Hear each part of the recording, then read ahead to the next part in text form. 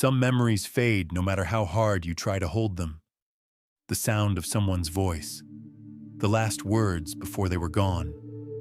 Over time, the edges blur, and one day you reach for them and find nothing there. Other memories are different. Fear, humiliation, betrayal. They can stay for decades, sharp and close, returning as if they never ended.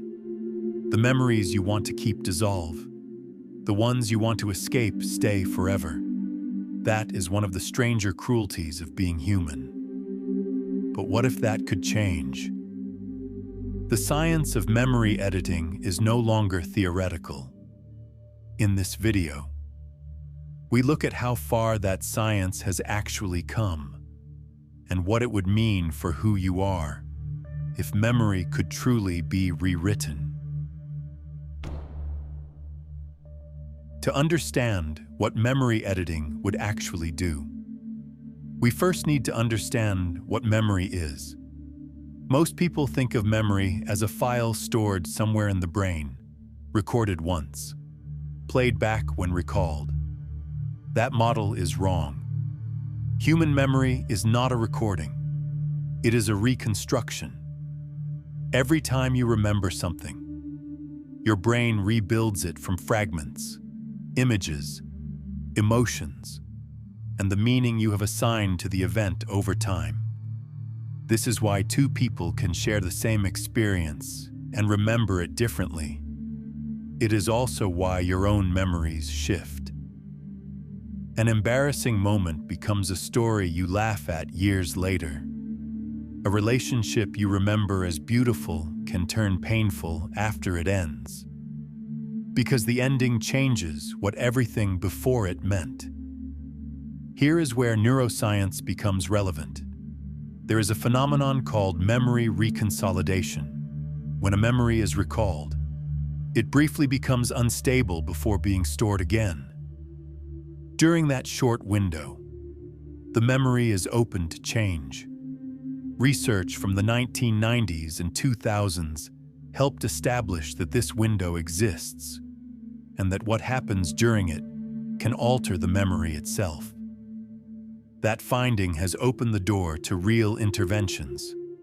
A drug called propranolol, already used to treat heart conditions, has been studied for PTSD. When given during the reconsolidation window, at the moment a traumatic memory is being recalled, it appears to weaken the fear response attached to that memory. It does not erase the event. It reduces the emotional charge. Several small clinical trials have reported measurable effects, though it is not yet a standard treatment.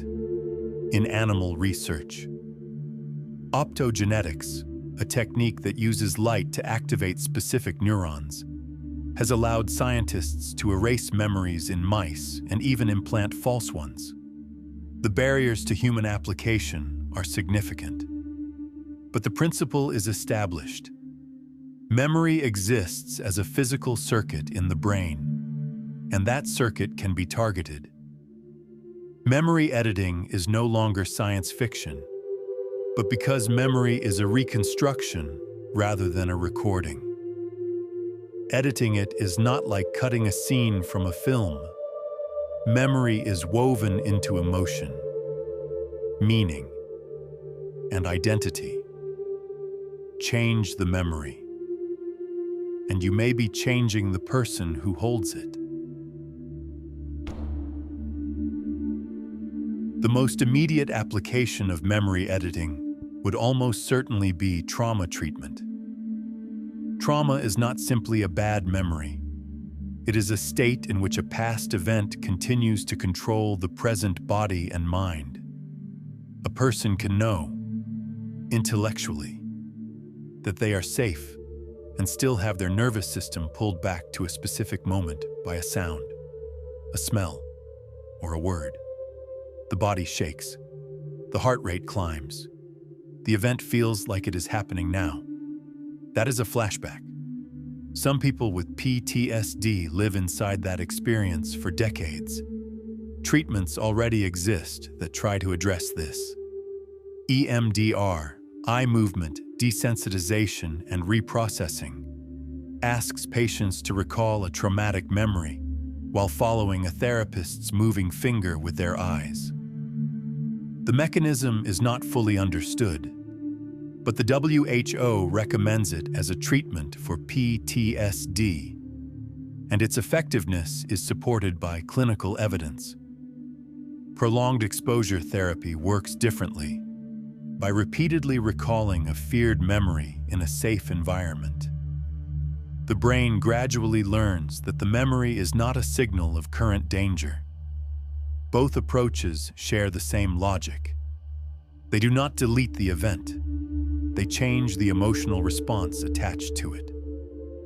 The fact remains. The body's reaction to it is reduced. That distinction matters because it raises a difficult question. If you remove the emotional weight from a memory, does the lesson remain? Human learning is emotional. The decision not to repeat a mistake is tied to how that mistake felt. When you separate a memory from its feeling, you may also separate it from the judgment it built. Whatever grew around the pain, caution, humility, the capacity to recognize suffering in others may shift along with it. We tend to feel that who we are exists somewhere deeper than what has happened to us. But that sense is not well supported by evidence. Your values, your instincts toward other people, your fears, most of them were shaped by experience. Memory is not a record of events. It is the material your identity is made from. The philosopher John Locke argued in the 17th century that personal identity is founded on memory. What makes you the same person you were 10 years ago is that you remember being that person. Modern psychology has complicated that definition, but the core remains. Memory is central to the continuity of the self. If that is true, changing memory means changing part of who you are. Not all memories carry the same weight in that equation. Some pain teaches nothing. Suffering that was arbitrary. That left no lesson and built nothing. Editing that can be understood as recovery. The harder cases are memories that hurt because they mattered. A loss that made you more capable of compassion. A failure that shaped the judgment you rely on now. Remove those, and you lose part of the explanation for why you became who you are. Human beings change naturally over time, through experience, grief, and relationships. What makes memory editing fundamentally different is that it makes that process intentional and immediate. Memory feels private because it lives inside one mind. But the most significant memories in a human life are rarely solitary. They form between people, and they continue to live in more than one person long after the moment has passed. Consider two people who were once close. For one, the memory of that relationship has become a source of ongoing pain. For the other, it remains part of the foundation of who they are. If one person edits that memory away, what happens? For the person who erased it, there may be relief. The name no longer carries weight. The places and songs associated with it return to neutral. For the person who still remembers, it is a second loss. The relationship ended once. Now the shared reality that proved it existed has been removed from the other person's mind. The thing that happened between them no longer lives in both of them equally. This matters beyond grief. Apology requires a shared understanding of what occurred. Reconciliation requires both people to begin from the same history. when one person can unilaterally rewrite that history. The foundation of the relationship is altered, even if only one person underwent the procedure. The same asymmetry appears within families.